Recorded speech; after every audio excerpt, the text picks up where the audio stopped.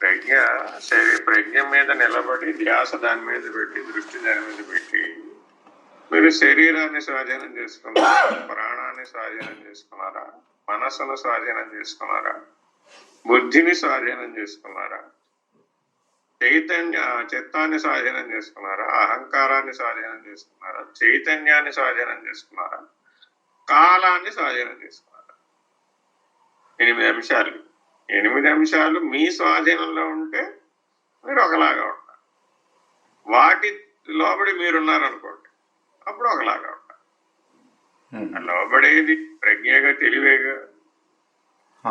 అధిగమించాల్సింది కూడా తెలివితోనేగా, వేరేదంతా అధిగమించలేవు. కాబట్టి జాగ్రత్తగా గమనిస్తే అవి మరి మనలో స్థితి భేదాన్ని కలిగిస్తుందిగా, పరిణామ భేదాన్ని కలిగిస్తుందిగా.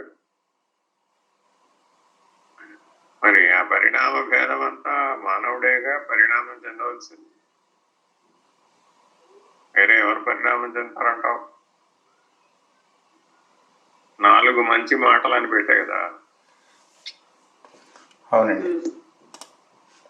అది మొదట్లో పొద్దున వాట్సాప్ లో రాస్తే చివరి దాకా వచ్చేటప్పటికి మెసేజ్ మొత్తం పోయేసి, అందుకని వర్డ్ డాక్ లో రాశా.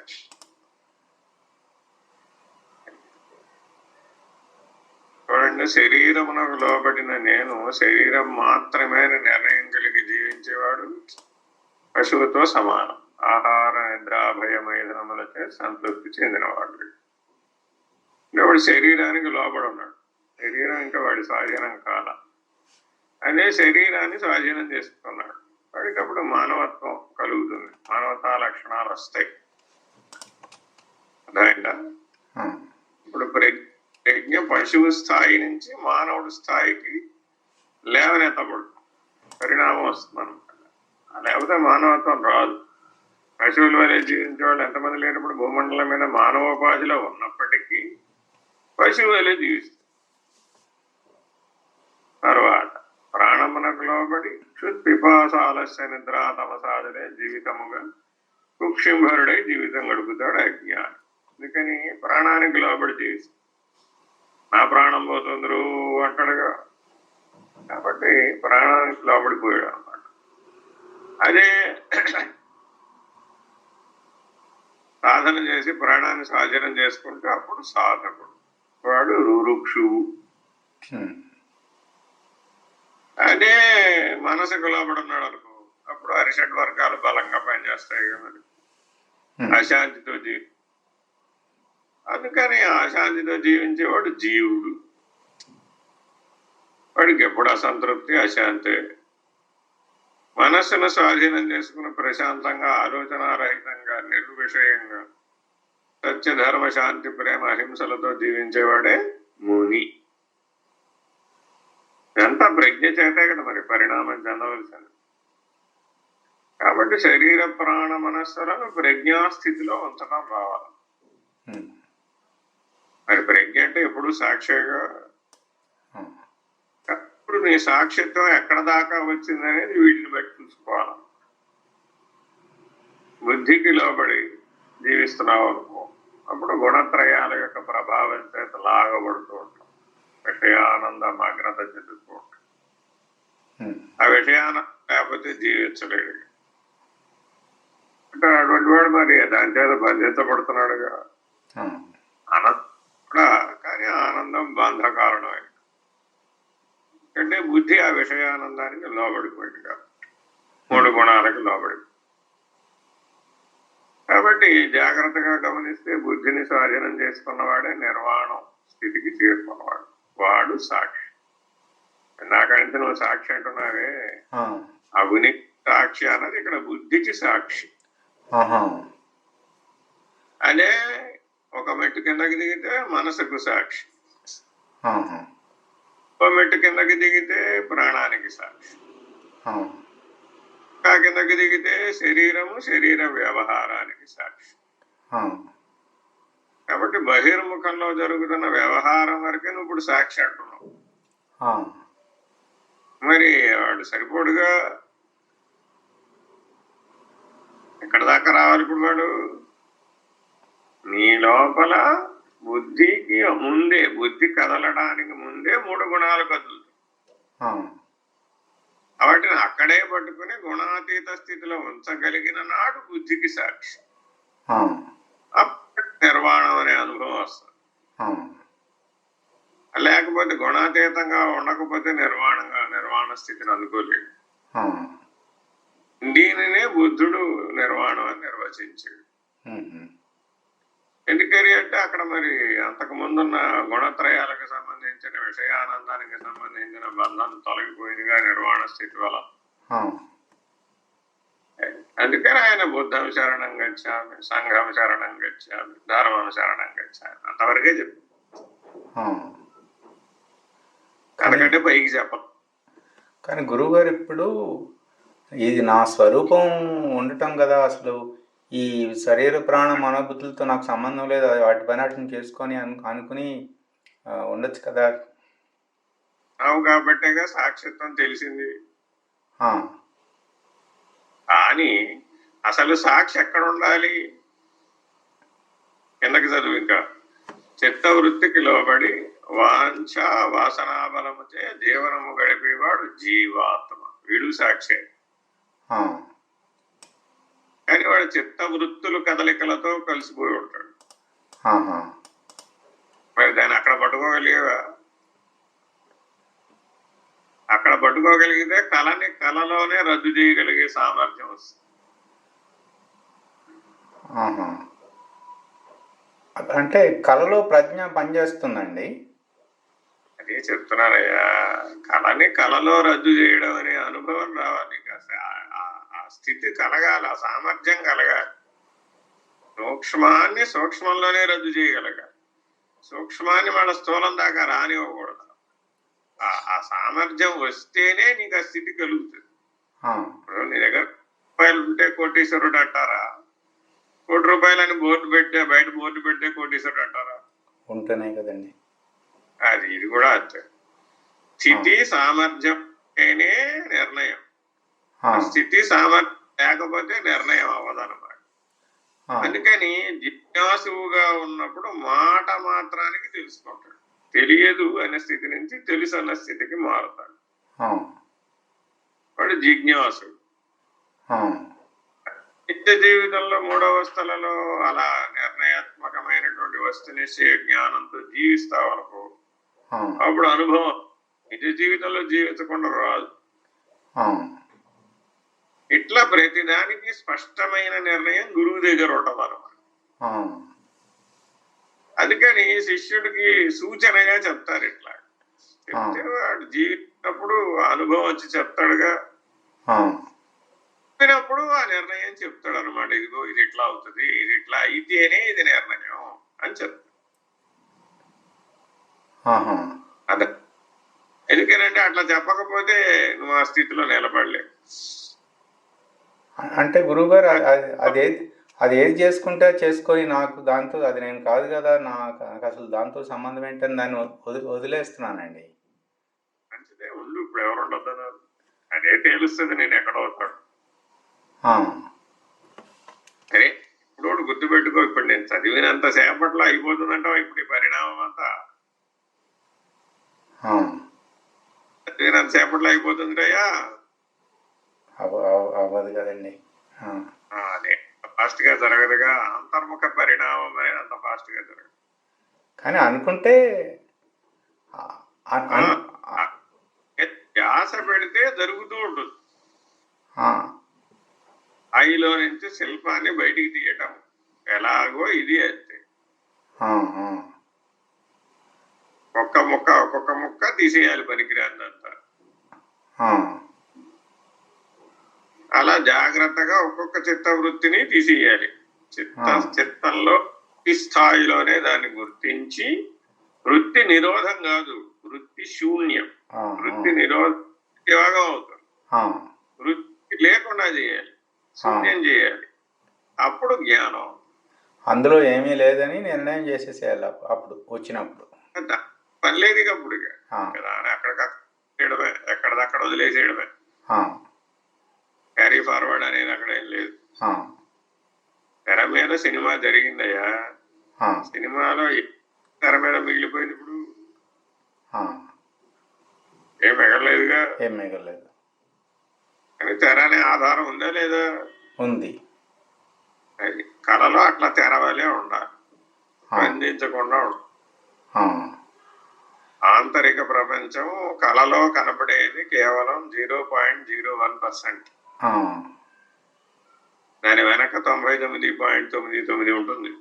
ఓహో, ఆ, కళలో వ్యక్తమయ్యే కళ అనే రూపంలో వ్యక్తమయ్యేది 0.01. ఆ, దాని వెనక ఆ, ఆ మనలో చిజ్జడ గ్రంథిలో 99.99 ఉంటుంది. అది అవ్యక్తంగా. ఆ, ఆ, ఏ ఈ స్థాయికి సాధనలో వస్తారో వాడు చిజ్జడ గ్రంథి భేదనానికి పూనుకుంటాడు. అది యోగం అంటే. ఆ, అప్పుడు ఆ 99.99 విడుదలవుతాయి. అవ్యక్తం అంతా వ్యక్తంలోకి వస్తే కష్టాలు పెరుగుతాయా తగ్గుతాయా? ఆ, ఉపాధికి పెరుగుతాయి.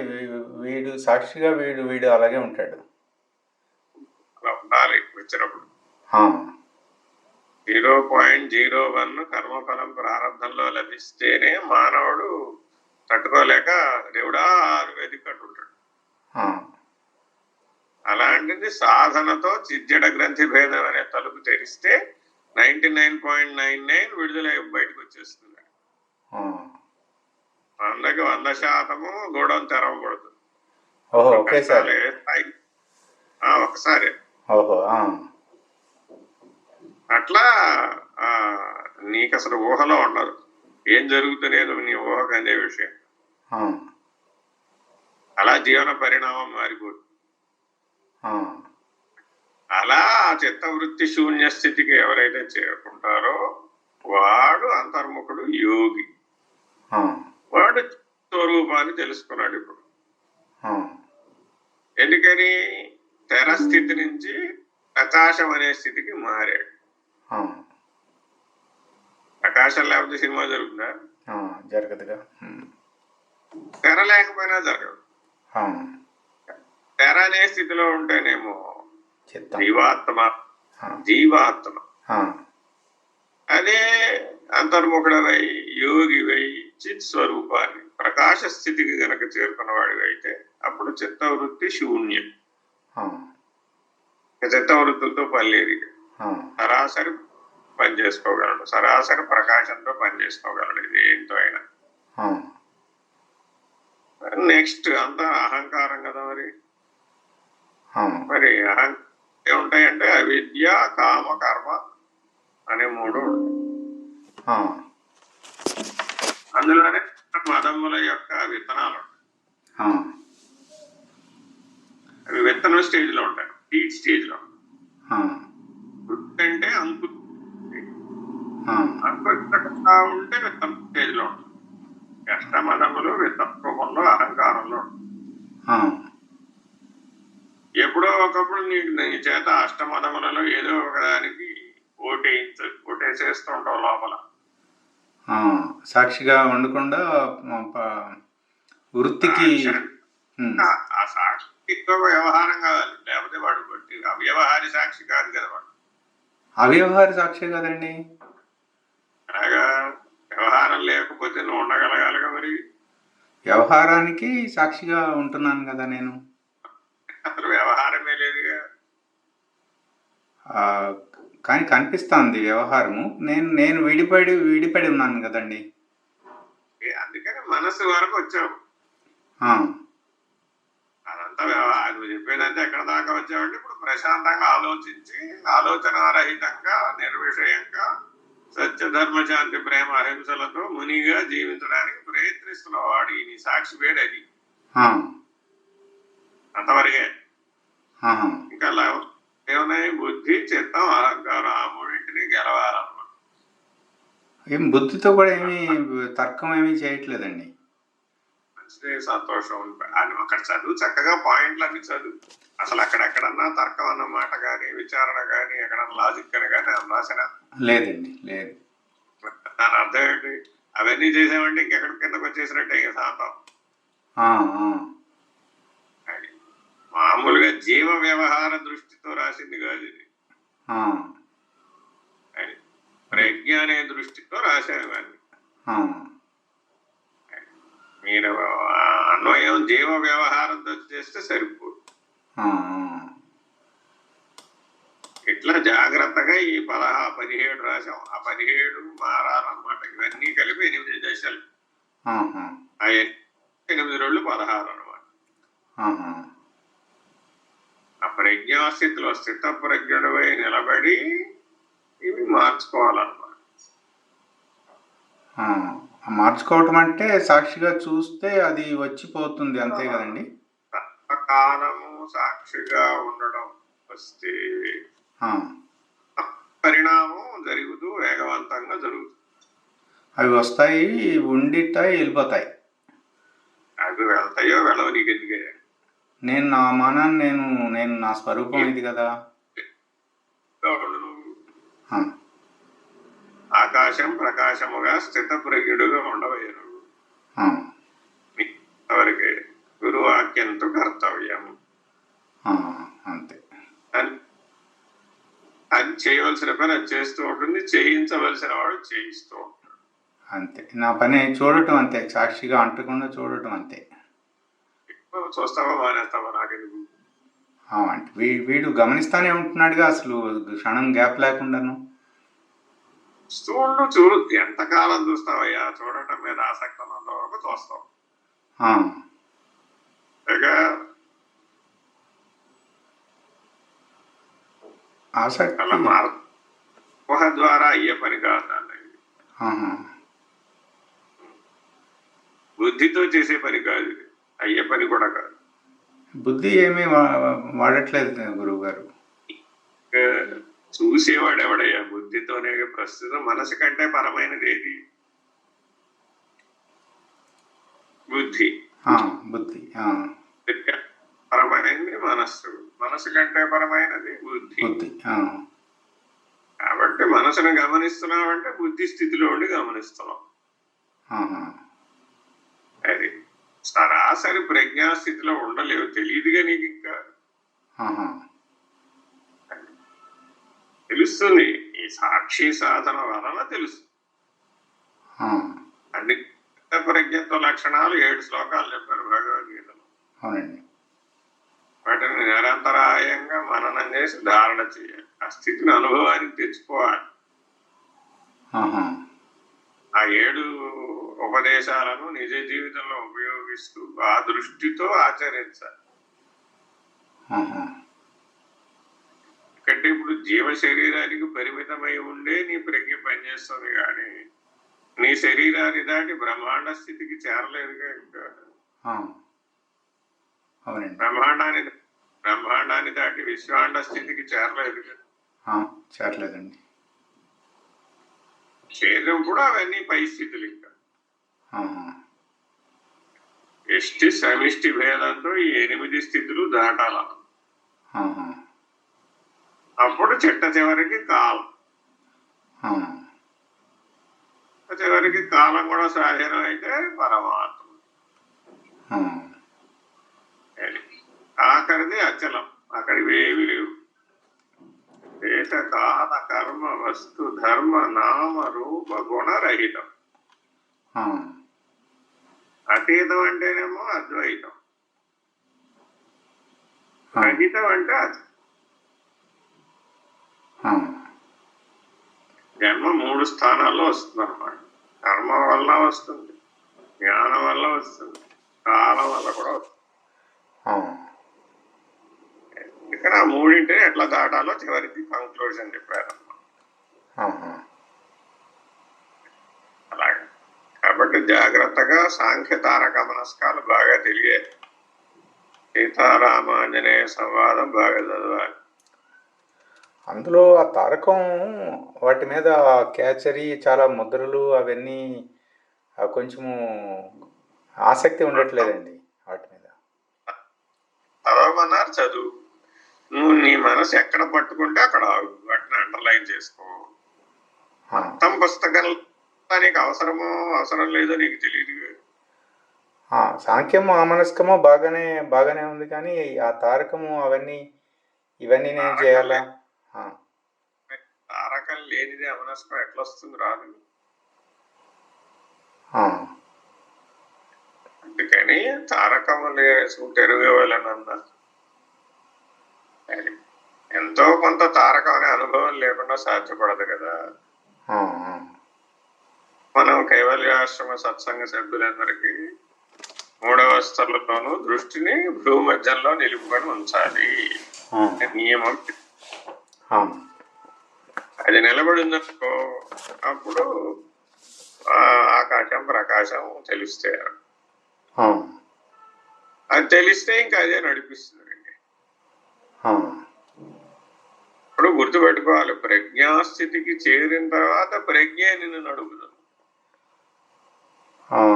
అంటే గురువు గారు ఇవ్వండి, ఇప్పుడు ఆ తారకంలో ఆ సీతపాటలో ఈ మొదలు చిణి శబ్దమునము రోజు చిణి చిణి అను పెదపన ఆదించును సీత, అవి నాదాలు అవన్నీ అవి అంత గందరగోళంగా ఉందండి. సరే, కంగ్రాచులేషన్స్. గందరగోళంగా ఉంటే దాని సంగతి తర్వాత విషయం. ఇప్పుడు సీత పాటలో సూచాయగా చెప్పారు, ఆ, అంత చదవకూడదు. ఆహా, డైరెక్ట్ సీతారామాంజనేయ సమానం చదవ. ఆ, హంసమంత్రం ముందు సిద్ధించాలి కదా.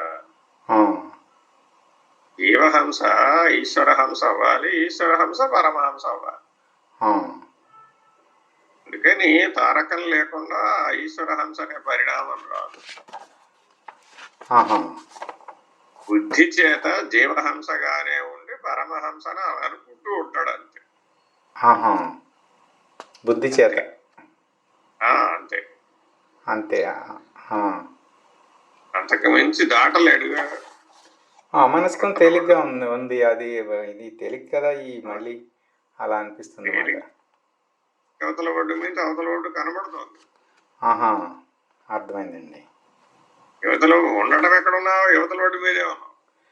ఆ, అవతల ఒడ్డు కనబడుతోంది కదా అంటున్నావు. అవునండి, అవును. నేనేమంటున్నాను, అవతలకి వెళ్ళు, కనబడితే వెళ్ళవయ్యా. ఆ, వెళ్ళా, మరి ఏదో ఒక ఆధారం ఉండాలిగా. ఈ తారకం కావాల్సిందే.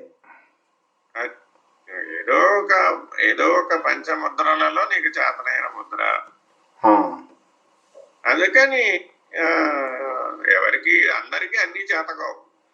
ఏది సులభమో అనమాట. అన్ని సమానమే దాంట్లో. ఇది వేస్తే ఎక్కువ, వేస్తే తక్కువ ఫలితం, ఇట్లాంటివి ఏమి ఉండవు. పడవ ఏదైనా సరే ఈ ఒడ్డు నుంచి ఆ ఒడ్డుకు చేర్చేదే. ఆ ఒడ్డుకు చేరిన తర్వాత పడవను వదిలేయవలసిందే. మరి పడవకి చిల్లి లేకుండా చూసుకోవడం ఇంపార్టెంట్.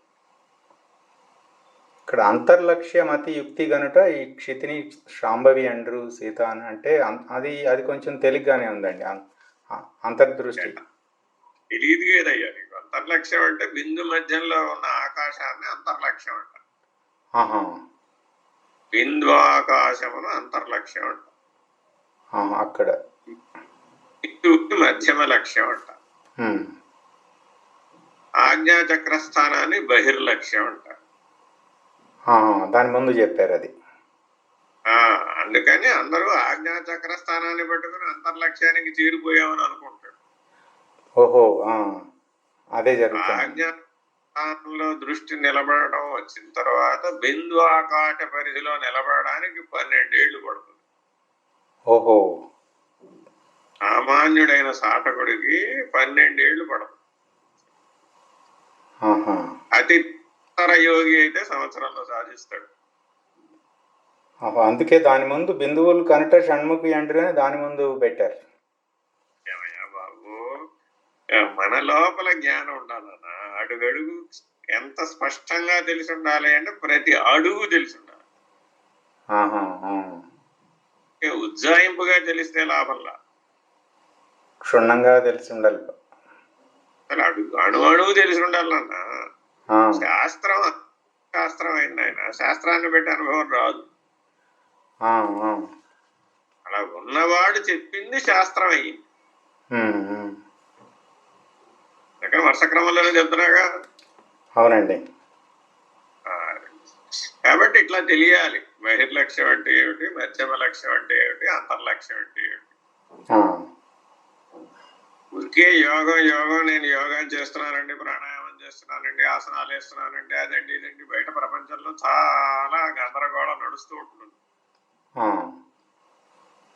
ఏ స్పష్టత ఉండదు అక్కడ. ఇప్పుడు ఇది జ్ఞాన మార్గ పద్ధతిలోనే చెప్పారండి, ఈ తారకం సీతపాటులో చెప్పింది. జ్ఞాన మార్గ పద్ధతేనండి, యోగ మార్గం మార్గ కాదు. పద్ధతి. ఆహా. యోగ పద్ధతి అయితే అసలు ఇలా చెప్పరు. ఆ, మీరు నాడీ భేదన ప్రాణాయామం అన్ని రకాలు నేర్చుకుని రావాలి.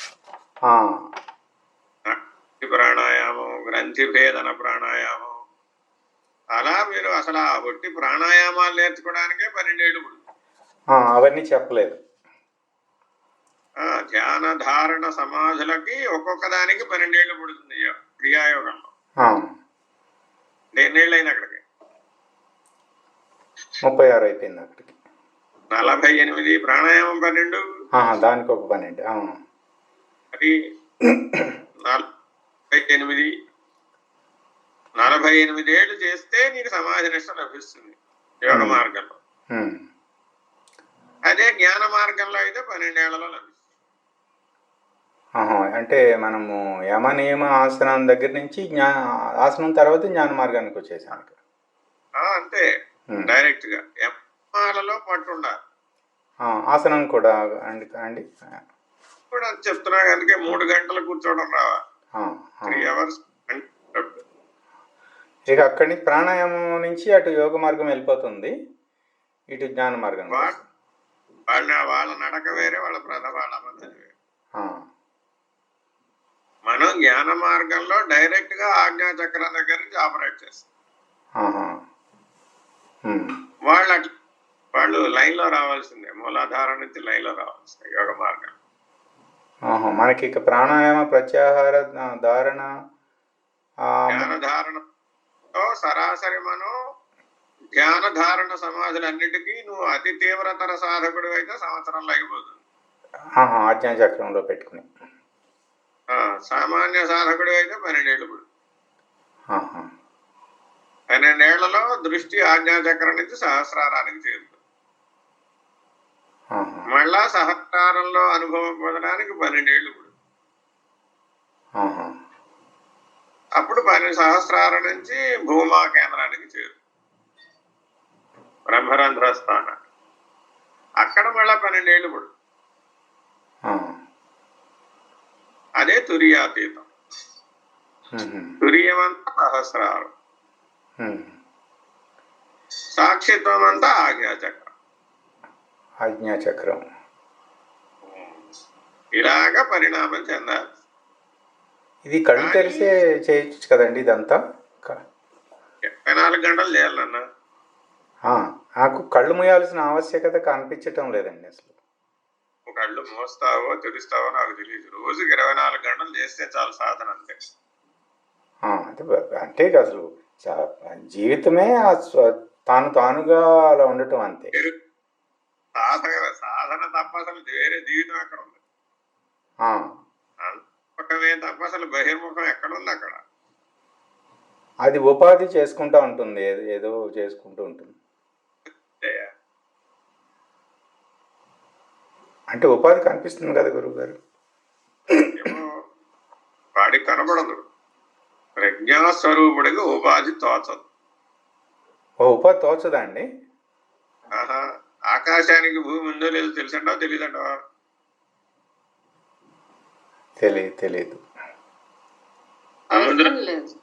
సముద్రంలో తిమింగలాలు తిరుగుతున్నాయ్యా, సముద్రానికి ఎరుపు ఉండాలంటే వద్దట? ఉండదు, సముద్రానికి పట్టదు. అయ్యో పట్టాలిగా నీ లెక్క ప్రకారం. అంటే ఉపాధిని గుర్తించని సాక్షిగా ఉండాలి. చైతన్య మహాసాగరంలో 84 లక్షల జీవరాశులు అనే అలలు, బ్రహ్మాండాలు అనేటటువంటి అలలు ఏర్పడుతున్నాయి. సముద్రానికి ఎన్ని అలలు వచ్చినాయో తెలియాలా వద్దా? తెలియక్కర్లేదు. ఏంటయ్యా ఇప్పుడే అన్ని తెలియాలన్నా? అంటే నాకు తెలుస్తున్నాయి కాబట్టి అట్లా అంటే నేను విడిపోయాను కదా. దాని అర్థం ఏమిటి? బహిర్లక్ష్యం ఆ, ఆజ్ఞానంలో బహిర్లక్ష్యంలో ఉన్నప్పుడు తెలుస్తాయి. ఆహా, లోపలికి వెళ్ళిపోయే కొద్దీ ఇక తెలియదు. ఓహో, అందుకని లో చూపు, లో రూపు, లో మనస్సు అని అచలంలో లో అని వాడుతూ ఉంటాం. అది అమనస్కంలో చెప్పేశారండి అవి. ఆ లో అన్న వ్యవహారం రావాలి అంటే పంచ గగన పద్ధతి బాగా అనుభవంలో ఉండాలి. ఆహా, వాడికి కానీ తెలియదు. ఆ లయయోగ విధానం తెలిసిన వాడికి అంత తెలుసు. ఓహో, అయితే ఉపాధి తెలుస్తుందంటే ఈ తారకంలోనే ఉన్నట్టే, తారకం దాటినట్టే. సో, తారకం అంటే అంత సులభమైన అయితే ప్రతివాడు ఈ పాటికి వెళ్ళిపోవాలి కదయ్యా. అంటే ఆహా, అంటే సాంఖ్యమే పెట్టుకో. ఈ ప్రపంచంలో ఏ స్కూల్కి వెళ్ళినా అందరూ సాంఖ్య విచారణతో సరిపెట్టేస్తారు. విడగొట్టి చెప్పేస్తారు. విడగొట్టి చెప్పేసి నిర్ణయం అయిపోయింది పొమ్మంటారు. ఇంట్లో ఉన్న వస్తువులన్నీ ఒక దగ్గర వేసాం అయ్యా. అందులో ఒక బంగారపు సూది వేసాం. బంగారం కనిపెట్టాలి. ఏం చేయాలి ఇప్పుడు? అన్ని తీసి పడేయాలి. 5 25 విభాగాల్లో విడగొట్టేసాం అన్నింటినీ. సూది కనపడింది. నీకు సూదితో వస్తువులతో పనే? సూదితోనే పని అయిపోయింది. నిర్ణయం అయిపోయింది. 26 అయిపోయింది. బాగున్నాం అంతే. ఇది సాంఖ్య విచారణ పద్ధతి. కానీ మరి నువ్వు అయిపోయావా? 26 అయ్యావా, 27 అయ్యావా, 28 అయ్యావా, 29 అయ్యావా, 30 అయ్యావా? అవన్నీ అవ్వాలి కదా. అవ్వడానికి టైం పడుతుంది. అదంతా తారకం. తెలియజెప్పడం సాంఖ్యం. తెలియని దానిని తెలియజెప్పడం అంతా సాంఖ్యం. అది అయ్యేటట్టు చేయడం తారకం. అయిన స్థితిలో ఉండడం అమనస్సు. ఈ 3 మాటలు బాగా పట్టుకోవాలి. తెలియటమే ఉండటం కదా గురువు గారు? మీ నాన్న అంటే ఏమిటో నీకు చిన్నప్పుడు తెలుసా తెలీదా? తెలుసండి. ఎప్పుడు తెలిసింది నాన్న అంటే? నేను నాన్న అయ్యాక తెలిసింది. చిన్నప్పుడు తెలీదు? తెలియటము ఏమిటి తేడా? ఇదేమో ఉన్నాను. మీ అమ్మాయి పెళ్లి చేసి పంపించేటప్పుడు ఏడుస్తావా లేదా అనేది ఎప్పుడు తెలుస్తుందంటావు? ఆ టైం వచ్చినప్పుడు ఉంటే తెలుసు. ఉంటే సింపుల్ యాజ్ ఇట్. మీ అమ్మాయిని కన్నప్పుడే తెలిసిందంటావా? అప్పుడు తెలీదు. మీ అమ్మాయికి పెళ్లి చేయాలని తెలుసు, పంపించాలని తెలుసు. ఏడుస్తావా లేదా అనేది అప్పగింతల టైంలో కానీ తెలియదు. కానీ ఉనికిగా ఉంటున్నాను కదా గురువు గారు. ఉనికిగా ఉంటున్నాను కదా. కానీ కర్మ సముచ్చయ రద్దయ్యేంత వరకు ఉనికిగానేగా ఉండాలి మరి. కానీ ఇది తెలియటమే, ఇది ఉండటం కాదు. ఇది మరి ఎప్పుడు అవుతుంది? స్వాధీనం అవుతుంది. ఉనికి నా స్వాధీనంలో ఉండాలి. ఉనికిలో ఉండి సర్వాన్ని స్వాధీనం చేసుకోవాలి. ఉండడికి అసలు ఉనికి అంటే సమిష్టి కదయ్యా. వెష్టికి అసలు ఉనికి ఎక్కడ ఉందయ్యా? Where is Krishnaprasad? లేడు. మరి లేనప్పుడు వెస్ట్ ఎక్కడ ఉన్నాడా? ఉనికి అంటే నీ ఉద్దేశం ఏమిటి అసలు? అంటే నేనున్నానని తెలియటమే ఉనికి అనుకుంటున్నానండి. అది మన ఇంద్రియం కదా, మరి బుద్ధి కదా. నేను బుద్ధిగా బుద్ధి నేను అనుకోవట్లేదు కదండి. అనుకుంటున్నావు అంటే, కానీ ఉండలేదు కదా అంటున్నా. సర్వవ్యాపక నేను తెలియదు కదా నీకు ఇంకా. మరి సర్వవ్యాపక నేను కదా నీకు ఉనికి. పరిమిత నేను కాదుగా. అవునండి. మరి పరిమిత నేను కదా ఇప్పుడు నీకు తెలియబడుతుంది. సర్వవ్యాపక నేను ఇంకా తెలియదు. అవునండి. ఎలా తెలుసుకోవాలి? నీ ఎదురుకుండా ఎవరైనా వచ్చి కూర్చున్నారయ్యా. వాడు ఏం ఆలోచిస్తున్నాడో వాడిని ఏం ప్రశ్నలు అడగకుండా వాడి మనసులో తిరిగే ఆలోచనలన్నింటికీ నువ్వు సమాధానం టకటకా చెప్పేయాలి. ఇప్పుడు ఇప్పుడు నేను అలాగైనా చెప్తున్నాను 30 ఏళ్ళ నుంచి పాఠం. అవునండి. సరే ఎదురకుండా వచ్చి నా ఎదురుకుండా కూర్చుంటారండి. ఆ, మీరేం తాగకుండానే మీ మనసు లోపల ఏ సందేహాలు ఉన్నాయో ఏ ప్రశ్నలు ఉన్నాయో వాటన్నిటికీ పాటేటప్పుడు ఆ,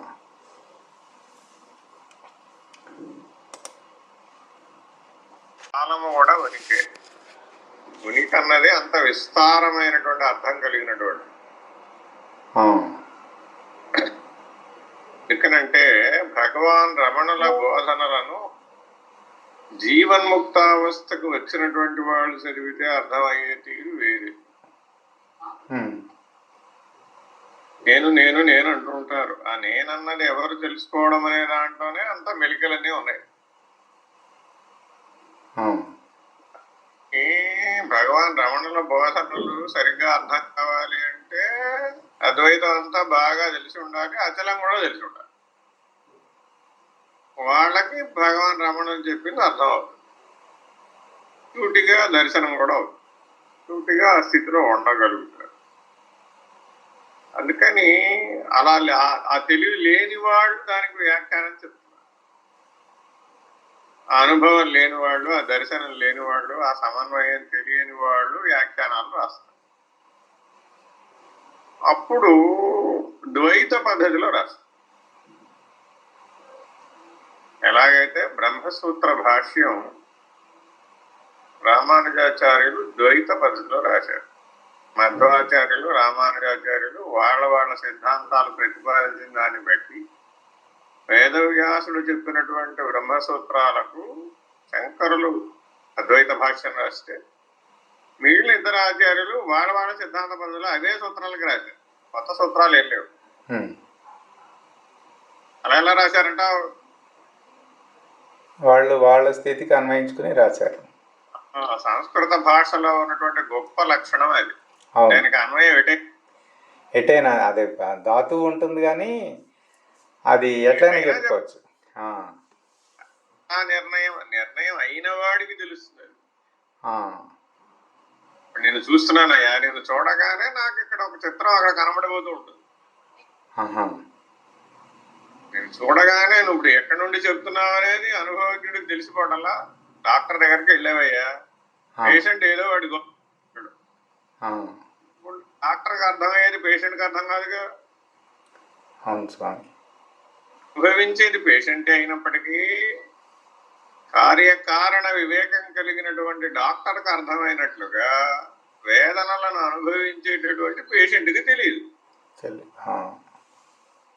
మరి అలా ఎలాగా? వీడికి వాడికి భేదం జ్ఞానమే. అంటే నేను బుద్ధిని ఉపయోగించుకోకుండా స్ఫురణని ఆధారంగానే ముందుకెళ్తున్నాను కదండి. అవును. ఎక్కడి వరకు ఎన్ని స్వాధీనమైనవి? పంచకోశాలు స్వాధీనమైనయా, శరీరత్రయాలు స్వాధీనమైనయా, తాపత్రయాలు స్వాధీనమైనయా, గుణత్రయాలు స్వాధీనమైనయా, అవస్థాత్రయాలు స్వాధీనమైనయా? అవన్నీ వాటి మనం అవి చేసుకుంటా ఉంటే నేను అవి కాదని చెప్పేసి నేను ఇటు ఉన్నాను. ఎవరుండొద్దన్నారు? కానీ అది అలా ఉండి ఉండి స్తబ్దత పొందుతావు. అలా ఉంటే ఎప్పుడూ నువ్వు జ్ఞానం ఎరుక ఉండాలి కానీ స్తబ్దత రాకూడదు కదా. ఓహో, జడుడైపోతాం మాట. ఎందుకని అంటే మనస్సు ఆలోచనారహిత స్థితిలో కూడా సాక్షిగానే ఉంటుంది. మనస్సులో వచ్చేటటువంటి శూన్యం ఆలోచనారాహిత్యం. ఓహో, అంతేగాని అది ప్రశ్నే కాదు. అయితే అది తాత్కాలిక నిద్ర లాంటిది అన్నమాట. అది తేలికపాటి నిద్ర వచ్చినప్పుడు ఎలా ఉంటుందో అలా ఉంటాడు. ఇప్పుడు ధ్యాన స్థితిలో ఎవరైతే ధ్యానాలు చేసే వాళ్ళందరికీ ఈ సమస్య ఉంటుంది. ఎందుకని అంటే ఆ ధ్యాన స్థితిలో ఈ ఆలోచనారహిత స్థితికి చేరుకుంటాడు. చేరుకుని దాన్నే బ్రహ్మం అనేస్తాడంటే, స్ట్రైట్ గా దాన్నే పరమాత్మ అనేస్తాడంటే. మరి ఇప్పుడు ధ్యాన మార్గాల వాళ్ళందరూ చేరుకునేది ఈ మెట్టుకి. ఇక్కడే బ్రహ్మర్షి అనే సర్టిఫికెట్ కూడా ఇచ్చారు. అప్పుడు నిజంగా నీ ప్రారంభ కర్మలో సరైన సందర్భం వచ్చినప్పుడు తెలుస్తుంది. నువ్వు రామరామ అంటావా కీచుమంటావా? ఇప్పుడు నేను మాట్లాడుతున్న వ్యవహారం జరుగుతున్నది కదా గురువుగారు. ఈ మాట్లాడుతున్నది నేను కాదు.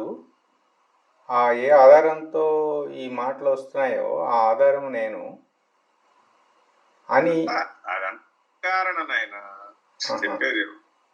ఇదంతా లోపల అంతర్విచారణ, బయట కాదు, లోపలే విచారణ జరుగుతోంది. ఆ భావం చేత సాక్షిగా ఉంటున్నావు. ఇది నీలో వచ్చిన పరిణామం.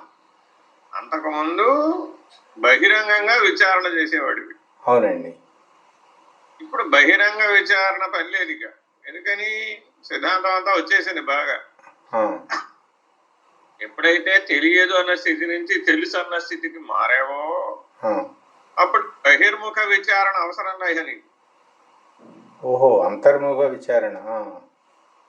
లోపల నీతో ప్రమేయం, నీ వ్యవహారం బాగా తెలుసుకో. తెలివి 3 స్థాయిల్లో ఉంటుంది. వ్యవహారిక సత్తాగాను ఉంటుంది, ప్రాతిభాసిక సత్తాగాను ఉంటుంది, పారమార్థిక సత్తాగా కూడా ఉంటుంది. ఎవరు నువ్వు? పారమార్థిక సత్తా. సత్తా నువ్వు. సత్తా నేను. సత్తాయే జీవుడనే ప్రాతిభాసిక సత్తాగా ప్రతిబింబించింది. ఆ ప్రాతిభాసిక సత్తా జీవుడే వ్యవహారాత్మకంగా మరలా పాత్రోచితమైన వ్యవహారం చేస్తుంది. అంతేనా కదా? అవునండి. ఇప్పుడు నీ పారమార్థిక సత్తా ఉద్యోగం చేస్తున్నట్టవే. అది ఉపాధి చేసుకుంటుంది. పారమార్థిక సత్తా ఏమి చేయదు కదా, అవ్యవహారి కదా. నేను అవ్యవహారిగానే ఉన్నాను, అది చేసుకుంటా ఉంటుంది. వ్యవహారమే లేదయ్యా బాబు. దానికి సూర్యుడు ఏం చేస్తున్నాడంటావు? నేను ఉద్యోగం చేయట్లేదు అని అనుకుంటున్నాను కదా గురుగారు. చెప్పు, సూర్యుడు ఏం చేస్తున్నాడు?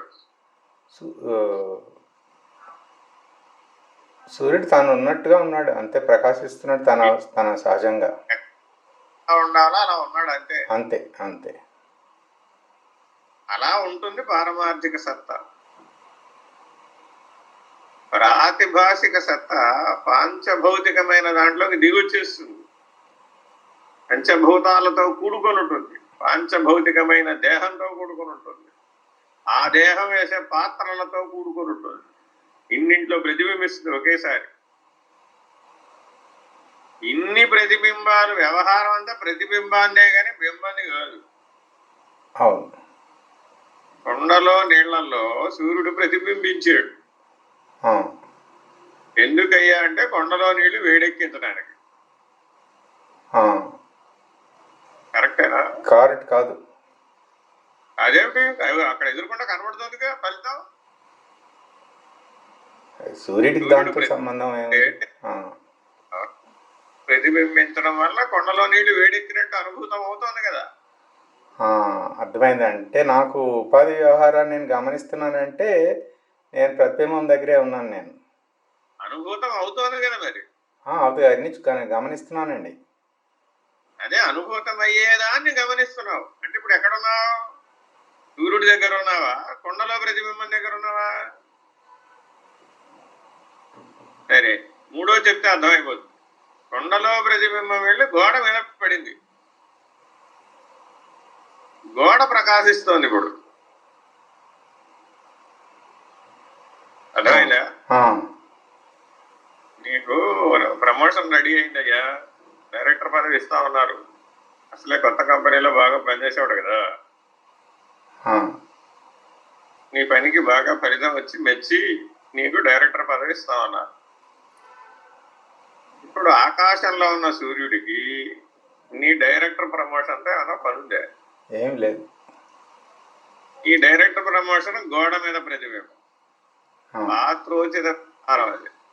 ఆ, అర్థమైందా? అవునండి. ఆ, ఏ పాత్ర అయినా సరే నువ్వు ఆల్రెడీ ఇప్పటికి నా దగ్గరకు వచ్చి ఎన్ని 6 ఏళ్ళు అయిందా 10 ఏళ్ళు అయిందా? 2000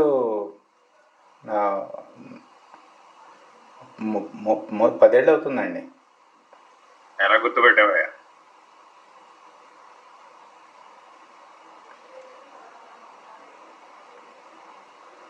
కాలం ఆ వ్యవహారిక వ్యవహారాన్ని గమనిస్తున్నాను. సత్తానా, ప్రాతిభాషిక సత్తానా, పారమార్థిక సత్తానా? అన్ని సత్తాలు కనిపిస్తానే ఉన్నాయి. ఆ, కానీ ఇందులో నువ్వెవరు? నీ ఓటు ఎక్కడ పడాలి? ఎప్పుడు కూడా నా ఓటు సత్తానే. వీటన్నిటికన్నా ఉన్న పారమార్థిక సత్తా దగ్గర పడాలి, ఆ, పడాలి. ఆ, అప్పుడు అసలు కొండలో నీళ్లు వేడెక్కిన విషయం సూర్యుడికి ఎలా తెలిసింది? గోడ మీద ప్రతిబింబించిన విషయం సూర్యుడితో పనే ఉంది. ఆహా. జరిగిందా జరగలేదా? అసలు ప్రతిబింబించిందన్న విషయం సూర్యుడికి తెలుసా? సూర్యుడికి తెలియదు. తన మానాన్ని తాను ప్రకాశిస్తూ ఉంటాడు.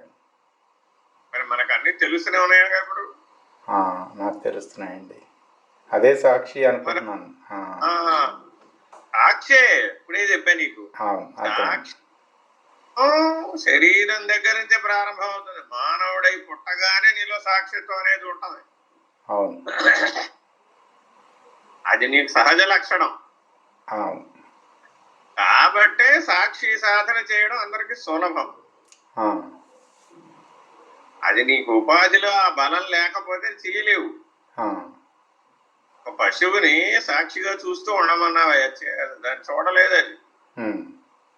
కానీ దానికి ఆ బుద్ధి వికాసం లేదు. అర్థమైందా? కాబట్టి జాగ్రత్తగా గమనిస్తే వ్యష్టి అయినా సమిష్టి అయినా వ్యవహారం అంతా కూడా అయితే వ్యావహారిక సత్తా, లేదంటే ప్రాతిభాషిక సత్తా. లోపల వ్యవహారం అయితే ప్రాతిభాషిక సత్తా, బహిర్ముఖ వ్యవహారం అంతా వ్యావహారిక సత్తా. ఇక్కడ వరకే మనిషి సాక్షిగా ఉండగలడు. అది కూడా తెలివితేటలు ఉంటే. లేకపోతే అంతర్ముఖాన్ని తెలుసుకోలేడు. అందుకని మీ అందరికి ఏం చెప్తున్నాం? తెలుసుకోవాలి అంటే 24 గంటలు మెలకువ కళ నిద్ర అనే భేదం లేకుండా నిరంతరాయంగా ఆజ్ఞాచక్ర స్థానంలో దృష్టి నిలిపి ఉంచాలి. నిరంతరాయంగా బిందువుని గుర్తించాలి. నిరంతరాయంగా మధ్యలో నిలబడి సాక్షిగా ఉండాలి. అన్యమును గుర్తించరాదు. అదే పని.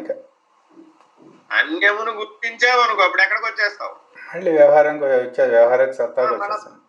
అంతా మళ్ళీ ఒకటో క్లాస్ నుంచి రావాల్సిందే. అంతే. గురుగారు, ఒకవేళ అన్యాన్ని గుర్తించకుండా ఉండడం అంటే మరి ఏది జరుగుతుంది కదా, దాన్ని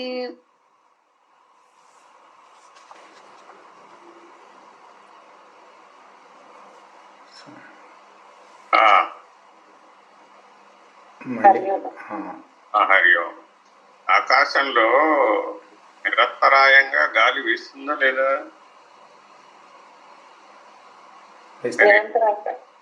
నిరంతరాయంగా వీస్తుంది గాలి. ఎప్పుడూ వీస్తూనే ఉంటుంది గాలి. ఈ పక్క నుంచి ఆ పక్కకి భూమి చుట్టూ వాతావరణం ఉన్నంత మేరకు గాలి జరుగుతూనే ఉంటుంది కదా. వాతావరణానికి పైన అయితే లేదు.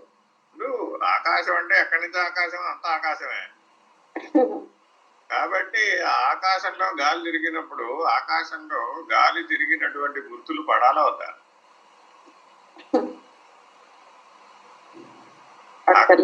ఆకాశం గుర్తించాలా వద్దా? గుర్తించక్కర్లేదు, కానీ ఆధారంగా మాత్రం ఉంది. అంటే తన ఆధారంగా ఉన్నదానికి తనకు తెలియదా గురువు గారు? తనలో జరుగుతుంది తనకు తెలియదా? ఆకాశంలో భూమి తిరుగుతున్నది. ఆకాశం గుర్తించాలా వద్దా? గుర్తించాలా వద్దా నాకు తెలియదు, కానీ అది సహజంగానే గుర్తించబడుతుందేమో అనిపిస్తుంది. సముద్రంలో అమీబా నుంచి సముద్ర తిమింగలం వరకు పుట్టిపోతున్నాయి. సముద్రం గుర్తించాలా వద్దా? వద్దు. గుర్తించక్కర్లేదు. అంతే, అయిపోయింది అక్కడ. లేదు తర్వాత అక్కడ అంతే. లేదు లేదన్నది లేనే లేదు, అంతే, ఫినిష్డ్. అంటే ఇప్పుడు గుర్తించక్కర్లేదంటే పని అయిపోయినట్టేనండి? ఏమో నాకు తెలియదు. నువ్వు అలా ఉండగలిగితే నీలో రక్త ప్రసరణ జరుగుతుందంటావా జరగట్లేదంటావా? జరుగుతుంది కానీ నేను గుర్తించకపోయినా అది ఎలాగో జరుగుతూనే ఉంది. నీవు గుర్తించే జరుగుతున్నావా దాన్ని? గుర్తించట్లేదు. అంటే నీ వ్యావహారిక సత్తాలో భాగం కాదు అది. అవును. నీ వ్యావహారిక సత్తా నీ సత్తాలో 0.01. ఓకే. పారమార్థిక సత్తా 100 అయితే వ్యావహారిక సత్తా 0.01. ఇప్పుడు ఈ 0.01 ని ఆ 100కి ఎప్పటికి తీసుకెళ్ళగలుగుతావు? నీ బ్రహ్మ ప్రయత్నం అంతా అదేగా. సైంటిస్టులు చేసే బ్రహ్మ ప్రయత్నం అంతా ఏమిటి? ఈ 0.01 ఎప్పటికైనా 100ని ప్రూవ్ చేయాలి, అంతే. సముద్రానికి వెళ్ళామండి, స్నానం చేసామండి, నీ శరీరానికి ఉప్పు అంటుతుందా లేదా? ఎంత ఉప్పు అంటుంది నాన్న? ఇన్సిగ్నిఫికెంట్. ఉప్పు ఉంది, నీకు అంటిన ఉప్పు ఎంత? లెక్కలేదు, లెక్కలేదు కాదు. అదేంటి, నేను లెక్కేసుకుంటాను. సముద్రం నుంచి నేను 10 గ్రాములు ఉప్పు తెచ్చుకున్నాను.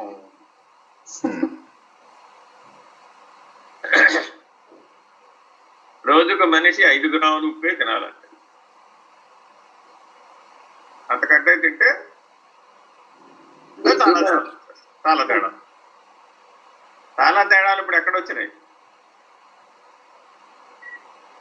ఆ వ్యవహారంలో వరకే 0.01లో. దాన్ని ఇప్పుడు మనం 100 అనుకుంటున్నాం. ఆ 0.01 తెలియస్తుంది కాబట్టి క్లియర్ గా ఆ మిగిలిన 99% దగ్గర క్లారిటీ పూర్తిగా రాకపోవడం వల్ల కదా గురువు గారు. ఒకటే గుర్తు పెట్టుకోవాలమ్మా, నేను నిద్రపోతూ సూర్యోదయం అవ్వలేదండి. నీ ప్రజ్ఞని శరీరం వరకే, పదార్థం వరకే పరిమితింపజేసుకుని 0.01 100 అనుకుని అక్కడ ఆగిపోయింది నీ తెలివి. అక్కడ ఎవరు ఆపుకోమన్నారు? ప్రకృతి నిన్ను ఆపుకోమనిలే, పరమాత్మ అంతకంటే ఆపుకోమనిలే. ఆ మిగిలినటువంటి 90% పరమాత్మ కదా, 9% ప్రకృతి. 9.99 అంటున్నావే, ఆ పక్కన ఉన్నది ఆ 9.99 ప్రకృతి అయితే 90% పరమాత్మ. ఈ 0.01 9.99 ఎప్పటికి తెలుసుకోవాలి? అది ఆ మేలుకుంటే తప్ప తెలీదు. మేలుకోవద్దన్నారు. ఇప్పుడు ఆ మేలుకొలుపు ఎలా వస్తుంది? శరీరం నేనని మేలుకోవచ్చు, ప్రాణం నేనని మేలుకోవచ్చు, మనస్సు నేనని మేలుకోవచ్చు, బుద్ధి నేనని మేలుకోవచ్చు, చిత్తమే నేనని మేలుకోవచ్చు, అహంకారం నేనని మేలుకోవచ్చు, చైతన్యం నేనని మేలుకోవచ్చు, పరమాత్మ నేనని మేలుకోవచ్చు. నీ ప్రజ్ఞ ఎక్కడ నిలబడితే అదే మేలుకొలుపు. మూడవస్థలలోనూ నీ ప్రజ్ఞ ఎక్కడ నిలబడితే అదే మేలుకొలుపు. అక్కడ నిలబడటం లేదు, నిద్ర. ఫినిష్డ్. రెండే ఉన్నాయి అక్కడ, కళ అనేది లేనే లేదు. అయితే మెలకువ, లేకపోతే నిద్ర. కళ అనేది కేవలం మధ్యలో ఉన్నటువంటి సంధికాలం. అయితే పరమాత్మ స్థాయిలో నిలబడటమే సాధన. ఏమో నువ్వు ఎక్కడ నిలబెట్టుకుంటావో. నీకు 8 ఇచ్చాడు భగవంతుడు. ఏమేమిటి? శరీరం, ప్రాణం, మనసు, బుద్ధి, చిత్తము, అహంకారము, చైతన్యము, పరమాత్మ. తనను తాను స్వయంగా ఇచ్చుకున్నాడు మానవుడికి. కానీ మానవుడు శరీరం నేను దగ్గరే ప్రజ్ఞాస్థితిలో ఉంటున్నాడు. అందుకని ఉత్తమమైనటువంటి ప్రజ్ఞ కలిగిన వాళ్ళే తత్వచింతనకు పనికొస్తారు. మిగిలిన వాళ్ళు తత్వచింతన చేస్తారు కానీ అక్కడ నిలబెట్టుకోలేరు. మాటికి శరీరం నేనుకు జారిపోతాడు. ఈ పురుష విచారణ చేయాలి అంటే తత్వచింతన చేసేవాడికి తెలుస్తుంది, లేకపోతే తెలియదు. అందుకే షడ్దర్శనాలు తెలియనటువంటి వాడికి తత్వంలో ప్రవేశం లేదు. ఆ షడ్దర్శన పద్ధతితో బుద్ధి వికాసం పూర్తి అయితే తప్ప నిర్ణయంగా తెలియదు. రెండో పద్ధతి ఉంది దీనికి, అదేమో విజ్ఞాన పద్ధతి. అంటే ఏమిటి? ఋషికేశ్ వెళ్ళి 12 సంవత్సరాలు షడ్దర్శనాలు చదవాలి. అర్థమైందండి? ఒక్కొక్క దర్శనం 2 ఏళ్ళు పడుతుంది. షడ్దర్శనాలు పూర్తి అయిపోతాయి 12 ఏళ్లలో. నువ్వు డెఫినెట్ గా విజ్ఞానం అయిపోతావు అంతే. వీళ్ళు ఎలా అయితే ఎంబీబీఎస్, ఎండి, ఇంకా పైకి పిహెచ్డి చదివి విజ్ఞానులు అవుతున్నారో అలాగే ఈ విద్యలో షడ్దర్శనాలు ఎవరైతే బాగా అధ్యయనం చేస్తారో వాళ్ళకి విజ్ఞానం వస్తుంది. 12 ఏళ్ళు పడుతుంది. కాబట్టి ఇప్పుడు 12 ఏళ్ళు ఎంతమంది ఋషికేశ ఆశ్రమంలో ఉండి చదువుకోగలరంటావు? అన్నేళ్ళు స్పెండ్ చేసిన శాస్త్ర జ్ఞానమే అవుతుంది. మరి అదన్నా అట 0.01 నుంచి 9.99కి ఎదగడం ఎట్లాగో శాస్త్రం చెప్తుంది. నాట్ 99.99. పరమాత్మ అనేది ఎవరికి వారు చెందవలసిందే. అది మరి దానికి తీవ్ర వైరాగ్యం కావాలి, తీవ్ర ముముక్షత్వం కావాలి, తీవ్ర సాధన కావాలి. అది తప్ప నేను జీవించజాలనేటువంటి స్థితి కావాలి. అన్యమును గుర్తించలేనటువంటి మగ్నత కావాలి, ఉన్మత్తత కావాలి, మేలుకొలుపు కావాలి. మేలుకొలుపు డైరెక్ట్ గా రాదు, ముందు మగ్నత చెందాలి, మునగాలి బాగా దాంట్లో. ఆ తర్వాత అది ఉన్మత్తతగా మారాలి. అన్యమును గుర్తించలేనంత ఉన్మత్తతగా పిచ్చివాడి వల్ల అయిపోతాడు అంతే. మరి అలా అయిపోతే పర్వాలేదు గురుగారు? అయిపోతే పర్వాలేదు అంటే ఎవరికి పర్వాలేదా? అంటే అలా అయిపోతేనే ఆ ప్రాసెస్ గో త్రూ అయితేనే ఆ మేలుకొలుపు వస్తుందండి కదండి. మరి నువ్వు గాఢ నిద్రావస్థలో కూడా ఏం చేస్తున్నావు? ఏం చేస్తున్నావు? చేయట్లేదు, మగ్నత చెందుతున్నావు, మునిగిపోతున్నావు. అదే నిద్ర కంటిన్యూ అయిపోయింది 24 గంటలు, ఏమవుతుంది? అదేగా ఉన్మత్తత అంటే. మరి ఎనస్థీషియా ఎక్కువైపోయిందమ్మా, డోస్ ఎక్కువ. మరి అది అలా వెళ్తే మరి ఇంట్లో వ్యవహారము ఇదంటే ఎలాగ ఎంత స్టాప్ చేయాల్సింది? అప్పుడు మనం ఋషికేశ్ వెళ్ళిపోవడమే బెటర్ కదా గురుగారు, ఇంట్లో ఉండి గంట. All channels are open for a human being. నువ్వు ఋషికేశ్ వెళ్తావో లేకపోతే గంగోత్రి అవతల గుహల్లోకి వెళ్తావు. అనేక మార్గాలు ఉన్నాయండి. ఇవన్నీ నీ సంస్కారాన్ని బట్టి నువ్వు దాన్ని సాధించే మార్గాన్ని వెతుక్కుంటావు. ఇక్కడ ఉండి కూడా చేయడానికి అవకాశం ఉంటుందండి. ఇప్పుడు ఏం చెప్పాను మీకు? తనలో తాను మనగడం చేత అయినటువంటి వాడికి ఎక్కడ ఉన్నావు ఒకటి. మనగాలి అంటే మనిషి కనపడకూడదు అన్నావు, అప్పుడు ఏం చేయాలి? మనుషులు కనపడాలి. అట్లాగా ఇలా ఎవడికి వాడు వాడి పద్ధతులలో వాడు వెతుక్కుంటూ ఉంటాడు అంతే. ఎన్నో జన్మలు ఇలా గడవలసిందే. అందుకని ఏకాంత నిరాశి నిర్మమో భూత్వా నిర్వ్యాపారి నిర్విషయి, ఇవి నీ పారమార్థిక సత్తా లక్షణాలు. మరి ఆ లక్షణాలతో నువ్వు ఉన్నప్పుడు అన్యాన్ని ఎలా తెలుసుకుంటావు అసలు? అప్పుడు కదా ఏకం సద్బ్రహ్మ. ఒకసారి మళ్ళీ చెప్పండి గురువుగారు, పారమార్థిక సత్తా లక్షణాలు. కార్డు పెట్టలేదా? పెట్టాను. నిరాశి నిర్మమో భూత్వా. భగవద్గీతలో ఆ శ్లోకం చదువుకో. అవన్నీ పారమార్థిక సత్తా లక్షణాలు. ఆ లక్షణాలతో ఉండాలన్నమాట. కానీ అక్కడ ఉండవు కదా. మరి మానవుడు ఎప్పుడు అర్జునుడిలాగా ఉంటాడే కానీ కృష్ణుడిలాగా ఉండడు కదా. కానీ గురుగారు మీరు చెప్తున్న దాన్ని బట్టి ఏమి గుర్తించకుండా అలా ఉండొచ్చు. అది గట్టిగా అనుకుంటే చేయొచ్చు అనిపిస్తుంది. కాకపోతే మరి నాకు అంటే ఎలా చెప్పాలి, నాకు ఏ రెస్పాన్సిబిలిటీస్ లేవు అనుకోండి అది వీలవుతుంది. నాకు ఏవో రెస్పాన్సిబిలిటీస్ ఉన్నాయి అనుకుంటుంటే వీలవట్లే. అలాగని ఉన్నా కూడా లేవని నేను ఊరికనే చెప్పలేను. అదేనమ్మా, ఇవాళ మీ అందరికీ ఒక పెద్ద మెసేజ్ పెట్టాం. 4 మంచి బాగా చదవండి. అందులో మీరు 17 దశలు చెప్పాం. ఆ 17 దశల్లో మీరు ఎక్కడ ఉన్నారో బాగా చూసుకోండి. అర్థం అన్నట్టుగా చక్కగా కనబడుతుంది మీరు ఎక్కడ ఉన్నారో. మీరు ఎక్కడ ఉన్నారో నాకు బాగా తెలుసు, మీకు తెలియదు. మీకు తెలిస్తే గానీ మీరు పరిణామం చెందరు. మీకు తెలియకపోవడం వల్ల 36 ప్రశ్నలు వేస్తూ ఉంటాం అంతే. అదే తెలిసిందనుకో, ఓహో దీని తర్వాత మెట్టి ఇది, ఒకేసారి 11వ మెట్టి ఎక్కలేవు కదా, వరుసక్రమంలో ఎక్కాల్సిందే. నీకు ఎంత ఆశ ఉన్నా ఒకేసారి 100వ మెట్టి ఎక్కుతానంటే ఎక్కలేవు కదా. ఇంకా పరిణతి పరిపక్వత రాకుండా అది సాధ్యపడదు. అర్థమైందా? ఎక్కడో ఉన్న మనిషిని ఇక్కడుండి హస్తచాలనంతో ఆపరేషన్ చేయొచ్చో చేయకూడదా? అయితే చేస్తారు అమ్మా, అయితే చేస్తారు. ఎలా చేశారు మరి? ఎంతో మందికి చేశారండి. వీటన్నిటి అవతల్లో ఉన్నారు వారు. పారమార్థిక సత్తాలో ఉండి చేస్తాడు. పారమార్థిక సత్తాలో ఉన్నవాడికి ప్రాతిభాషిక సత్తా, వ్యావహారిక సత్తా ఏమాత్రం వాడి ముందు ఎంత? 90లో ఈ 9 ఎంత? ఈ 0.01 ఎంత? కాబట్టి ఆ ఇన్విజిబుల్ హ్యాండ్ 90 అక్కడ ఉండడం నేర్చుకోవాలి.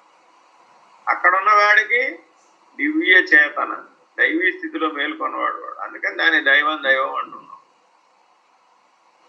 You can do anything beyond nature. మీరు నేచురల్ అయినవే చేయగలరు, నేచర్కి అవతల కూడా అతను చేయగలరు. అది సంగతి. ఊరికే సంకల్ప మాత్రం చేత బాగు చేయగలడు, ఆపరేషన్ చేయక్కర్లా. మరి చిటికడ విభూతిస్తే తగ్గిపోతుంది. ఏమీ అది కూడా ఊరికే నీకు తెలియటం కోసం. అక్కడ విభూతి ఇవ్వక్కర్లా, తాను అనుకుంటే చాలు తగ్గిపోతుంది. మరి అలా జనరల్ హాస్పిటల్కి అందరినీ తగ్గించవచ్చుగా.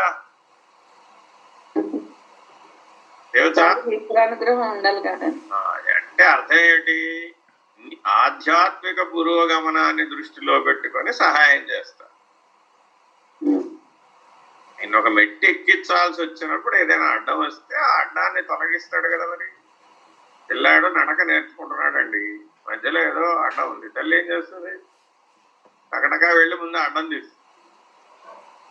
వాడికి చేత కాదు కదా. మరి అలాగే మిమ్మల్ని పిల్లలుగా భావించి మీ ఆధ్యాత్మిక పురోగమనానికి గురువు సహాయపడతాడు. అంతవరకే అతని పని. వ్యావహారికమైనటువంటి పనులకి అతనికి ఏం సంబంధం లేదు. కానీ అందరూ గురువుని దైవాన్ని దేనికోసం ఆశ్రయిస్తారు? వ్యావహారిక సత్తాలో వచ్చిన సమస్యల కోసమే ఆశ్రయిస్తారు. నువ్వు వ్యావహారిక సత్తా గురించి ఆ పరిధి వరకు అడిగినంత కాలం దాని పరిధి ఎంత? 0.01. నీ పాత్రోచితమైన సకల వ్యవహారము దాని నీ జీవితంలో దాని విలువ ఎంత అంటే 0.01. నీకు ఎన్ని మార్కులు వేయాలి మరి? ఇప్పుడు ఆలోచన 0.01 చుట్టూతానే తిరుగుతూ ఉంటుంది. తిరుగుతూ ఉంటే ఎన్ని మార్కులు వేయాలి? అందుకని మీ పరిణామాన్ని బట్టే మేము సహాయం. పిల్లవాడు తినగలిగినంత పెడుతుంది తల్లి, కానీ వాడికి సంవత్సరం అంతా తినేదంతా ఒకసారి పెట్టమంటే వీలవుతుందంటారా? ఇది కూడా అంతే. సరే, ఓకే. ఇప్పటికిప్పుడు అర్జెంటుగా ఈ నిమిషంలో తెలియదు కాదు. సాక్షి సాధన బాగా చేయండి, బిందు స్థానంలో నిలబడండి, 3 అవస్థలలోనూ ఆజ్ఞాచక్రంలో దృష్టి నిలబండి, వాన్ని బాగా అవగాహన చేసుకోండి. జీవహంస అనేటటువంటి వ్యావహారిక సత్తా నుంచి ఈశ్వర హంస అనేటటువంటి పారమార్థిక సత్తాకి ముందు మారాలి. అప్పుడు 2 ఎగిరిపోయి కేవల పరమహంసగా మిగిలిపోతే అప్పుడు కేవల పారమార్థిక సత్తాగా మిగిలిపోతాం. లేకపోతే ఈ రెండు కనబడుతూనే ఉంటాయి, నేను పిలుచుకు పట్టుకెళ్తూనే ఉంటాయి. అందుకని మెసేజ్లు పెట్టినా ఆ మెసేజ్లని క్షుణ్ణంగా బాగా చదవాలి, బాగా అర్థం చేసుకోవాలి. రాయడానికి ఒక్కొక్క మెసేజ్కి గంటన్నర పడుతుంది. అది సెల్ ఫోన్లో రాయాలి కదా మరి, రాసి పెట్టడానికి గంటన్నర పడుతుంది. అయినా సరే ఓర్పుగా రాసి పెడుతూ ఉంటాం, ఎవరైనా చదివి బాగుపడతారని. కానీ వాట్సాప్లో మెసేజ్లు ఎంతమంది బాగా చదువుతారట? స్క్రోల్ డౌన్ స్క్రోల్ అయిపోతూ ఉంటుంది అంతే.